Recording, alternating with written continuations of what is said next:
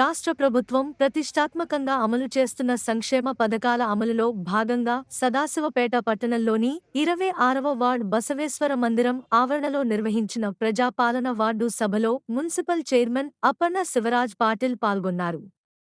ఈ సందర్భంగా చైర్మన్ అపర్ణ శివరాజ్ పాటిల్ మాట్లాడుతూ కొత్త రేషన్ కార్డుల కోసం మరియు ఇందిరమ్మ ఇళ్ల కోసం లబ్ధిదారులు దరఖాస్తు చేసుకోవాలని, మున్సిపల్ అధికారులు దరఖాస్తులు స్వీకరించడం జరుగుతుందన్నారు. ఈ అవకాశాన్ని పట్టణ ప్రజలు సద్వినియోగం చేసుకోవాలని తెలిపారు.